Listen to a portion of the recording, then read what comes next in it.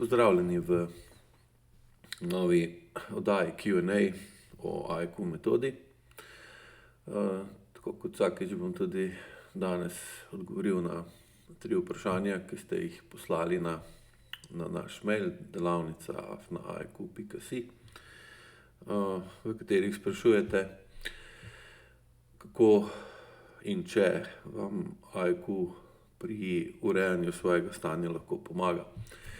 Torej, prvo vprašanje danes je, zanima me, ali se z AIQ metodo lahko pomaga reševati težave po COVID cepljenju. Sin je popolnoma zaupal cepljenju, celo mene je prepričeval, da je cepljenje edina prava izbira. Ko je zaradi bolečin v nogi šel na urgenco, je bilo ugotovljeno, da gre za strdek po cepljenju. Ko je naslednjič zaradi bolečin v pljučih šel na urgenco, je bilo ugotovljeno, da gre za strdek, ki pa ni povezan s cepljenjem, ter da naj preveri družinsko anamnezo glede strdkov. Danes je stanje takšno, da mora vsak dan jemati tablete proti strdkom. Težave s strdki so seveda obstajale tudi pred cepljenjem oziroma proti covidu. Tako da se bom osredotočil predvsem na to, zakaj pride do strdkov ali pa kakšna je funkcija strdkov. Funkcija krvi in vloga krvi v strukturi človeka je, da prenaša potencialno energijo po telesu in da se kemične snovi, ki jih celice potrebujejo za svoje delovanje,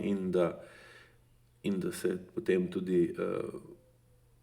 snovi, ki nastanejo kot produkt delovanja celic, po drugi strani iz celic prenesejo v določene dele telesa, kjer se potem čistijo te odpadni produkti ali pa ostanki, je taka, da pač kri potrebujemo zato, da lahko živimo. Prav v krvi imamo snovi, iz katerih se proizvaja življenjska energija in se tudi potem čistijo ostanki življenjske energije. Torej, potencial krvi omogoča, da funkcioniramo, da ustvarjamo potencialno energijo in seveda iz te potencialne energije potem lahko ustvarjamo tudi kinetično energijo, s katero vplivamo na okolje, vplivamo na to, kako živimo in kakšni smo. Torej, bi lahko brez težav funkcijo kroničnega ponavljanja ali ustvarjanja krvnih strdkov razumeli kot spremembo funkcije krvi oziroma spremembo strukture krvi, torej strdek je drugačne strukture kot normalna kri ali pa zdrava kri. In to pomeni, da če je prišlo do take spremembe strukture, moralo priti do potrebe po spremembi funkcije krvi. Zdaj, glede na to, da ima kri funkcijo, da nas dela žive, lahko potem upravičeno sklepamo, da je sprememba strukture, ki ustvarja krvni strdek, ki pa preprečuje živost, ker zmanjšuje ali celo popolnoma zablokira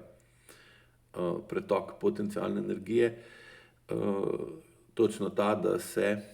strdki omeji ali zmanjša živost osebe. Seveda, živost osebe tukaj lahko gledamo skozi agresijo, skozi količino agresivnega vedenja, skozi jezo, veselje, ljubezen, bes, protest, gnev, gnus, maščevanje in prezir, ker so vse osnovna agresivna čustva, in če jih ima oseba preveč oziroma če z agresivnimi čustvi ne urejuje tistega, kar jo moti, ovira, ogroža in omejuje, lahko pride do tega, da ima prevročo kri. Se pravi, da je potencialna energija, ki jo je sposoben po svoji krvi prenašati po telesu in jo s tem spreminjati v potencialno energijo, potencialno obliko življenjske energije in potem kinetično energijo, takšna, da je premočen, prevroč, preveč agresiven in da okolica, v kateri živi, ne more prenašati več te njegove agresivnosti in na njega pritiskati, da naj to agresivnost omeji. Iz ostanka vprašanja, ki ga nisem dal gor na objavo za Q&A, je vidno, da imate vi kot mati več kot preveč jeze in besa, ter poskušate protestirati na veliko širino, kar pomeni, da je zelo verjetno, da sin svojo jezo, svojo agresivnost ni mogel izražati učinkovito in z njo dosegati to, da bi se tisto, kar ga je motilo, oviralo, ogrožalo in omejevalo, urejevalo, kar je pri recimo ženskah, ki imajo zelo močno agresijo, zamero, razočaranost nad drugimi ljudmi, moškimi ali ženskami, zelo pogosto, da potem otrok ne more normalno razviti svojo agresivnost, še posebej, ker že čuti pri mami, da je njena agresivnost premočna, prezahtevna in da z njo niti ne uspeva urediti stvari, se pravi, ker sploh v preteklosti, če je žensko nekaj motilo, oviralo, ogrožalo ali jo omejevalo in je zaradi tega razvila agresivna čustva, je običajno pomenilo, da bo imela samo še več težav, ne manj. In seveda, ko otrok čuti te stvari, čuti posledice, čuti dogajanje v materinem telesu, kako je besna, kako je razočarana, kako je izdana, kako je sfrustrirana, kako ne more zahtevati enakopravno obravnavo ali pa da je nepomembna, in ne glede, ker če je ženska nepomembna, če se ženska počuti nepomembno, je to za njo izjemno nevarno, zaradi tega, ker sama se težko zaščiti pred naravo in potrebuje druge ljudi, skupnost, ali pa vsaj ne moškega, da jo lahko varuje, in če si potreben varovanja in težko ali ne moreš obstati sam v nekem okolju, potem biti nepomemben je zelo nekaj zelo nevarnega in tako stanje povzroča močno jezo in ta močna jeza, če se ne sme izraziti in ostane noter, potem otroku, ki se rodi in je vzgajan strani in je pod vplivom podzavesti in telesa te matere, dobi jasno sporočilo, da jeza je nekaj, kar se ne sme uporabljati pretirano in da je normalno, da jezo oziroma agresivno čustvo potlači. In potlačitev agresivnih čustev se zgodi na veliko različnih načinov in tudi velika večina vzrokov za težave, na katere odgovarjam na teh Q&A podcastih,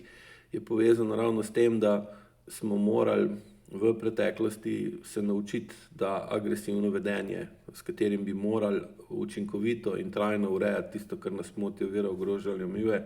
niso mogli pravilno naši starši uporabljati, glede na to, da so živeli v obdobju po drugi svetovni vojni, v obdobju komunizma in pol socializma, kjer je bilo to, da si povedal svoje mišljenje takšno, kot je, spontano, avtentično, je bilo lahko in je tudi pogosto bilo zelo nevarno. Je zelo logično, da so morali razviti zelo močne vzorce, kako agresijo ne izraziti, ne na to, da smo pred drugo svetovno vojno bili 1500 let pod vplivom ali pod nadvlado drugih držav ali pa drugih narodov, ki so gospodarili nad našim življenjem, in da smo bili v bistvu več ali manj v vlogi hlapcev, je to, da smo jezni in da se z jezo borimo za svoje pravice, da odpravljamo tisto, kar nas moti, ovira, ogroža in omejuje, je bilo tudi zelo nezaželeno in tudi nekih junakov, razen mitoloških, Slovenija niti nima. Torej ta potlačena jeza, potlačen bes, potlačen gnev je zelo pogost in seveda v takem primeru je potrebno spremeniti funkcijo krvi, je potrebno spremeniti to, da kri ne more prenašati potencialno energijo po telesu, ker pa v bistvu niti nimamo več potenciala, da bi bili agresivni In če je ta potreba po spremenjeni funkciji krvi močna, kar je zelo pogosto, je potem potreba po spremembi funkcije krvi v obliki, da se povečujejo strdki ali pa da se formirajo strdki in da oseba nikoli ne ve in ne more zaupati svoji lastni krvi, da jo bo dostavila to, kar je potrebno. Podobno kot če imate avto, ki se mu zaradi, ne vem, smeti v gorivu zamaši uplinjač. Pa seveda imate lahko poln tank bencina, imate potrebo, da morate nekam iti, avto pa ne dela. In je podobna situacija kot tukaj. Tako da glavna pomoč ali pa glavni vpliv, ki ga oseba z učenjem AIQ metode in ki ima težave s strdki, ne glede na to, ali so po cepljenju ali ne, doseže, je, da skozi učenje AIQ metode povečuje svojo sposobnost, da zazna, kakšno je njegovo telesno stanje, kako se počuti,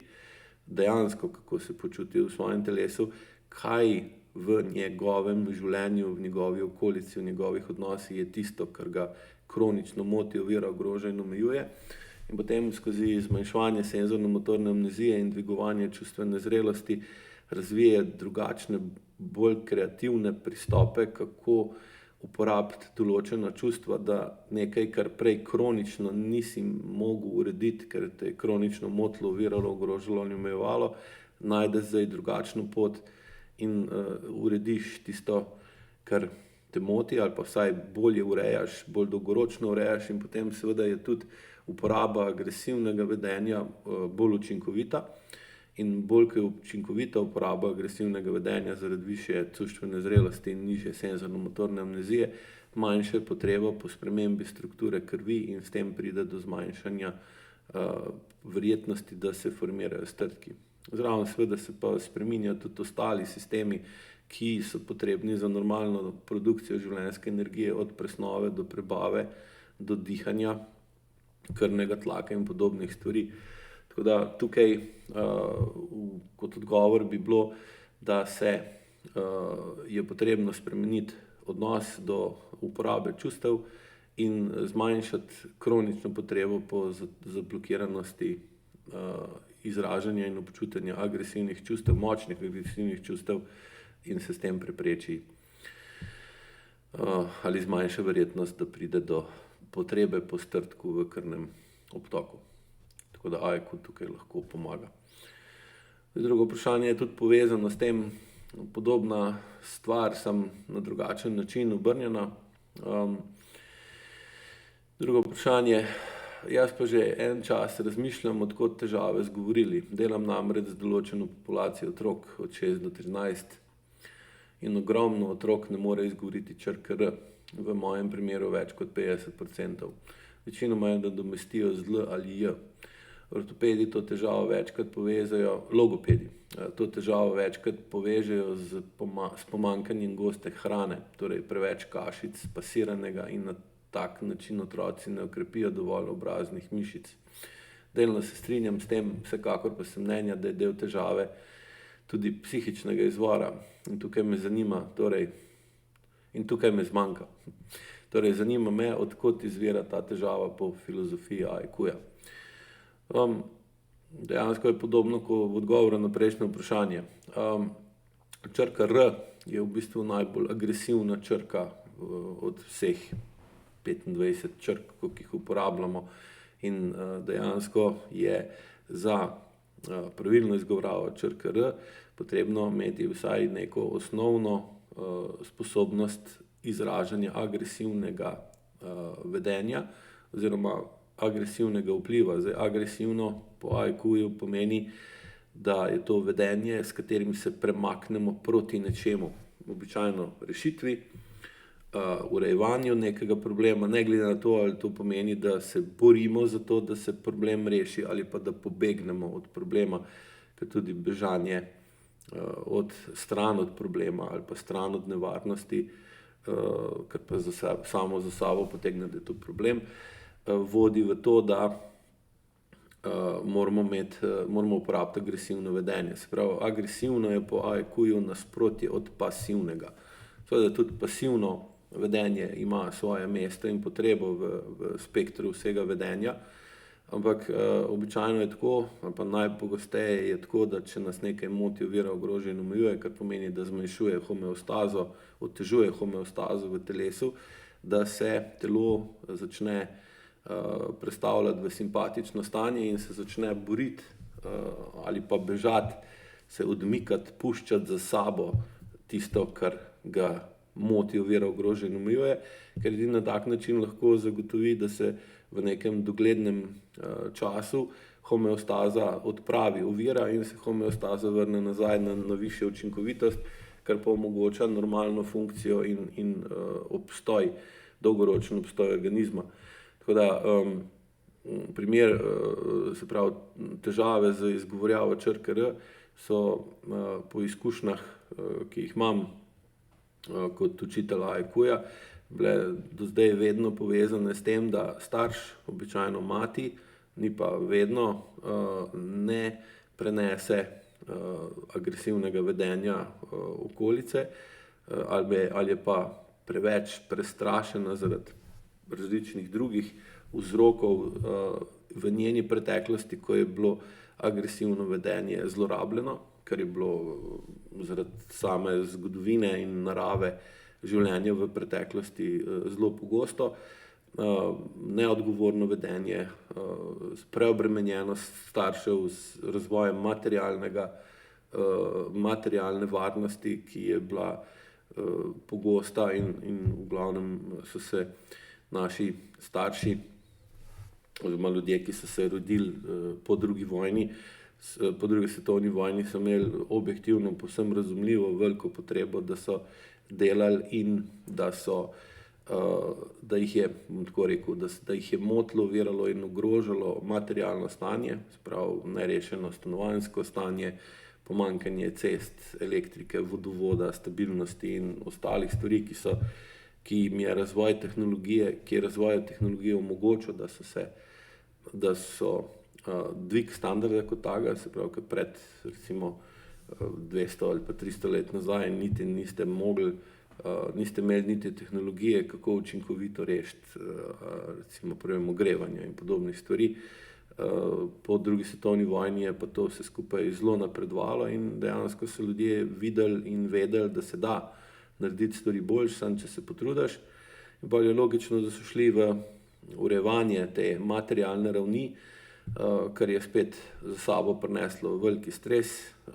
in obremenjenost. In ko je človek preobremenjen, ne prenese dobro agresivnega vedenja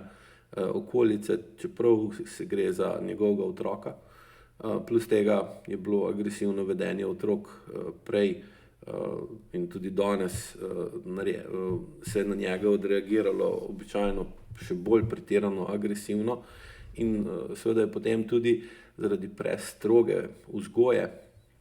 za katero se tudi da jo razumeti, ker so ljudje v preteklosti imeli veliko več slabih časov kot dobrih časov in seveda, če živiš v pretežno slabih časih in se kar naprej ponavljajo krize, vojne, krivice, lakote in zahtevajo, da si trd,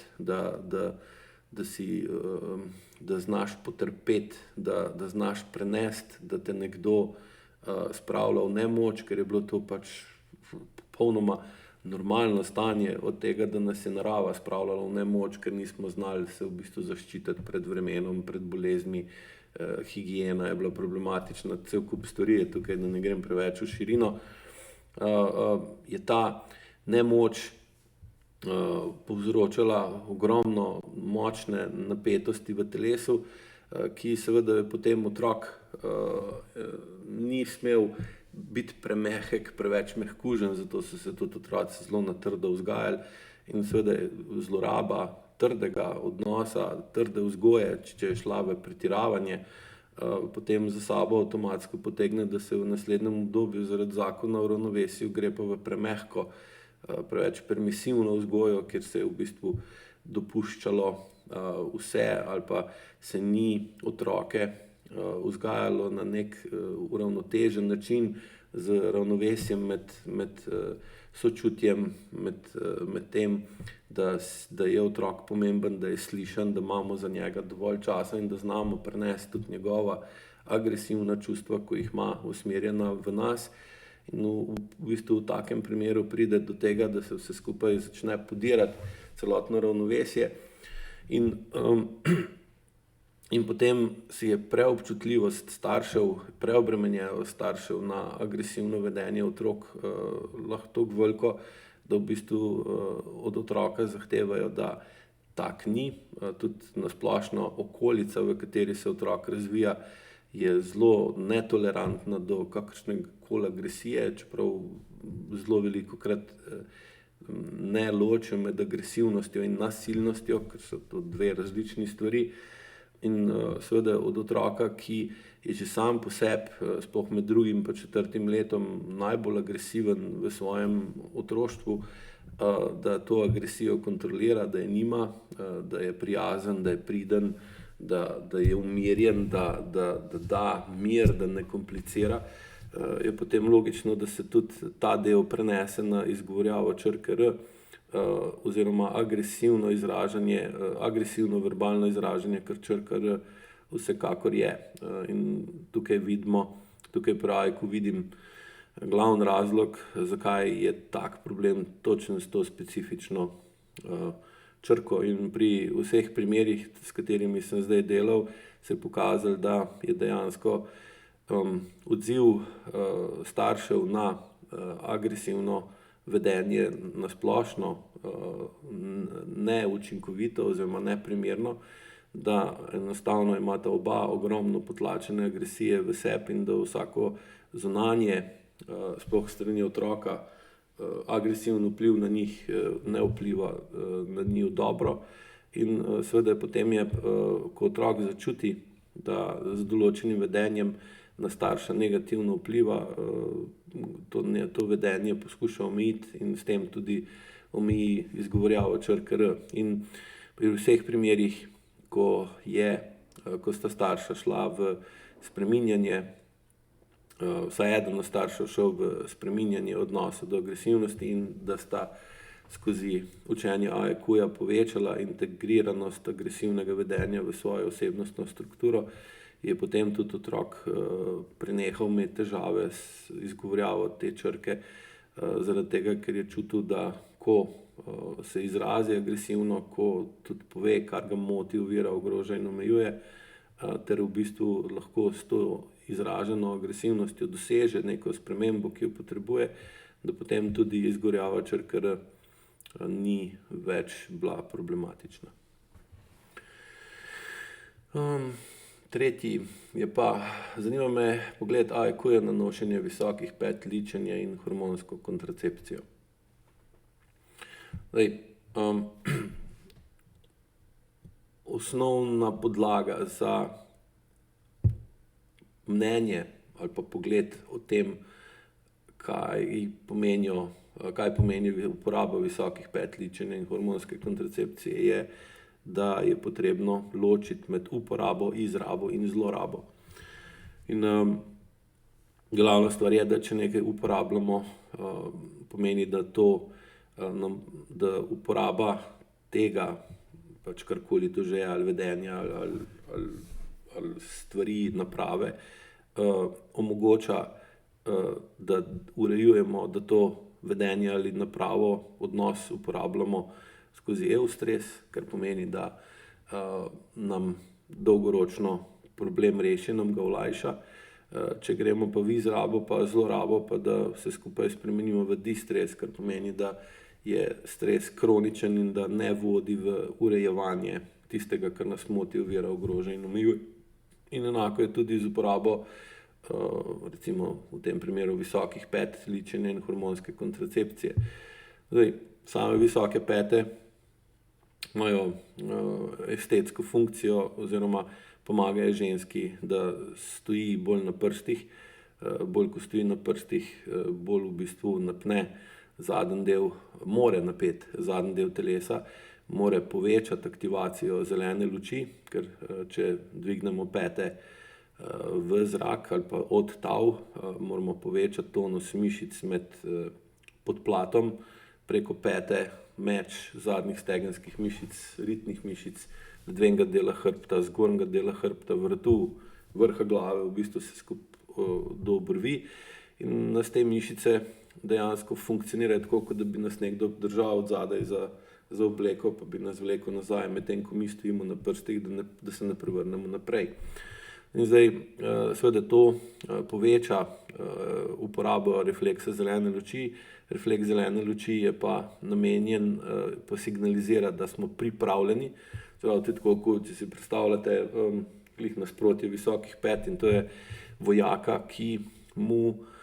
ukažejo, da ne gre v pozor, da ne stoji mirno, in takrat v bistvu vojak napne zadnjo kinetično verigo, se pravi aktivira refleks zelene luči in je napet v pripravljenosti na naslednji ukaz, kar pomeni, da ima povišano pripravljenost in je zaradi tega tudi bolj uporaben za urejevanje določenih stvari, ki nekoga motijo, ovirajo, ogrožajo ali omejujejo. Zdaj, ženska, ko ima aktivirano zeleno luč, dejansko kaže na pripravljenost, je bolj pripravljena in je s tem v bistvu tudi bolj privlačna. Zraven seveda se spremeni tudi, da postane višja, da dobi bolj ozke noge in da dobi bolj vabljivo figuro, kjer se poudari zadnjica, kjer se poudarijo prsi in poudari se njena oblika. Zato visoke pete tudi naredijo žensko bolj privlačno. Seveda zdaj tukaj spet to, ali to uporablja, izrablja ali zlorablja. Če ženska visoke pete uporablja, potem v bistvu visoke pete ne bojo predstavljale nobenega problema, ker še to, da dodam, osnova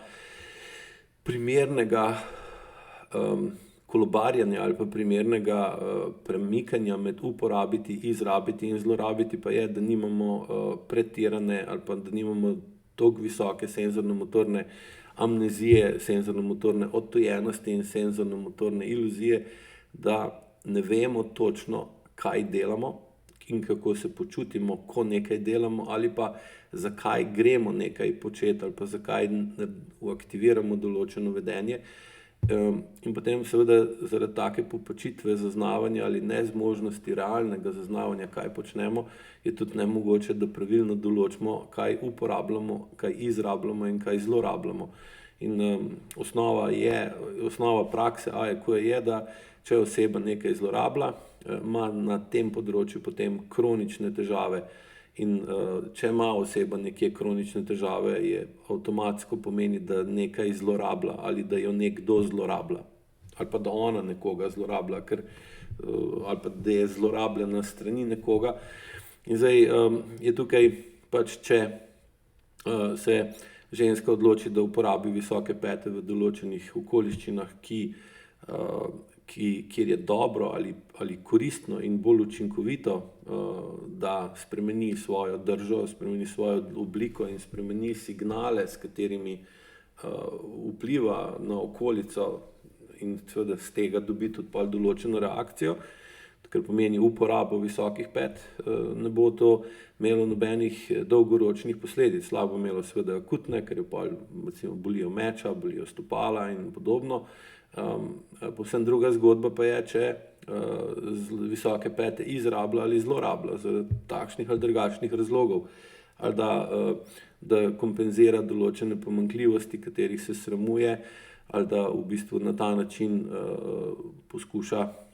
kronično zavajati okolico, da dejansko je pripravljena na nekaj, pač karkoli že to je, v resnici pa ni, ali da to je pogosto recimo je to, da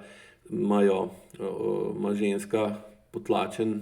in globoko v sebi zaprt, ali pa tudi ne to globoko v sebi zaprt občutek nevrednosti, nepomembnosti, neopaženosti, spregledanosti, strahu ali žalosti. In potem, ko gre v visoke pete, v bistvu sama sebe prisili v to, da aktivira refleks zelene luči in je potem zlorabi ta refleks, zato da s tem pretirano ali pa neprimerno uporabo refleksa zelene luči prikrije refleks, kronično aktiviran refleks rdeče luči, kar je pa glih nasprotno, da jo stiska, da jo vleče naprej, da jo vleče v dve gube, za katere pa v bistvu vsak pol vidi, da je oseba izrabljena, da je utrujena, da je nepripravljena, da je žalostna, da je prestrašena, da je nemočna, in s tako osebo si nimaš kaj veliko pomagati, oziroma je nekoristna ali pa neuporabna, ker je ravno nasprotno od tega, kar signalizira pa drža aktivirane zelene luči. Po drugi strani je možno tudi to, da z visokim petom v bistvu lahko zgornji del telesa drži bolj nazaj, kar pomeni, da se odmakne od drugih, da naredi distanco. To je pogosto pri situacijah, ko se ji drugi ljudje gnusijo, upirajo, zaradi tega, ker je nad drugimi ljudmi bila v preteklosti razočarana, izigrana, izdana, in seveda, ker razlogov, zakaj nekdo, oziroma zakaj oseba, zakaj ženska gre v zavestno ali pa običajno nezavedno zlorabo visokih pet, je cel kup, ne? Ampak vedno zloraba visokih pet potem pripelje do težav v stopalu, v gležnjih, nogah, in potem skozi gor naprej do ledvenega dela hrbta, vratu in podobno. Onemogoča kvaliteten izdih, kar pomeni, da onemogoča primerno dejanje, in taka ženska pogosto samo na zunaj daje občutek, da je pripravljena in da je sposobna urediti tisto, kar jo moti, ovira, ogroža ali omejuje, v resnici se pa mora za to bistveno bolj potruditi ali pa je dostikrat nemočna v tem. Podobno velja za ličenje, ne? Uporaba, izraba, zloraba, ker ličenje kot tako seveda deluje, je v bistvu samo po sebi, če gledamo čist dol v klet, kaj ličenje je, potreba je omogoča manipulacijo, pozitivno, negativno, tu se ne spuščam, ampak dejansko lahko ličenje uporabimo, izrabimo in zlorabimo. In skladno s tem so posledice ličenja kot takega na vedenje osebe in tudi na odnos te osebe do sebe, ali tudi celo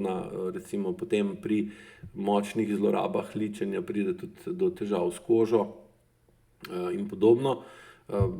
Kot ličenje lahko tudi gledamo, kot ekstremno obliko ličenja lahko tudi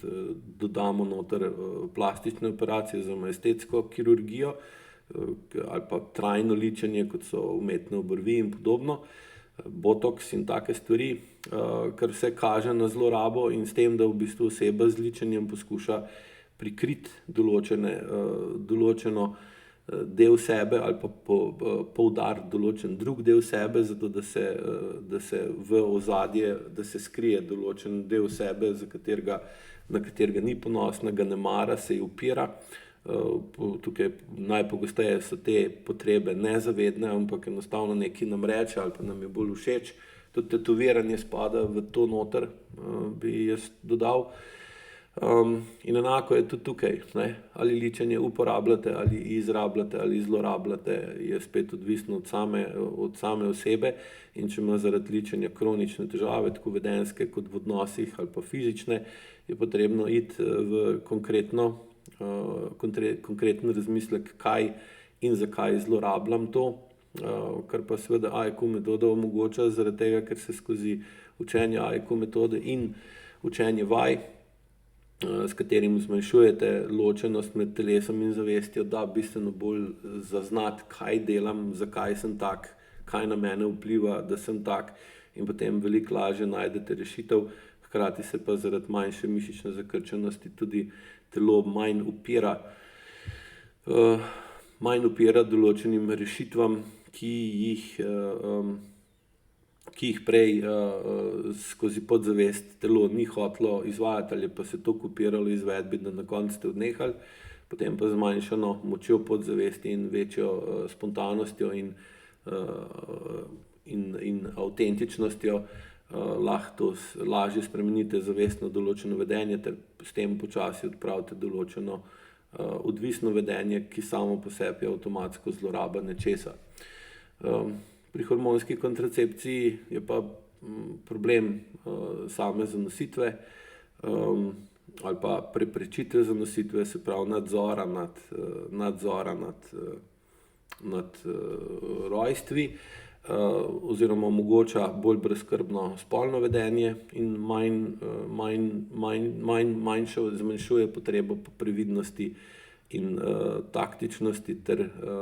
ter preudarnosti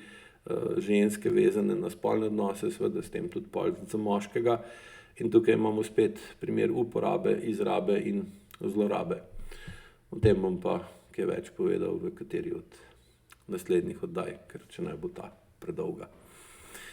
Tako da, hvala za pozornost. Upam, da so vam bili odgovori uporabni in da vam je to, kar vsak četrtek pripravim za vas, všeč oziroma koristno, ker s tem v bistvu je tudi čas, ki ga namenjam za to, za mene koristen in uporaben. Tako da, če vam je všeč, lajkite, subscribite se na kanal, da boste bili bolj redno obveščeni o novostih oziroma novih objavah, ki dajemo gor, in se vidimo zopet naslednji četrtek.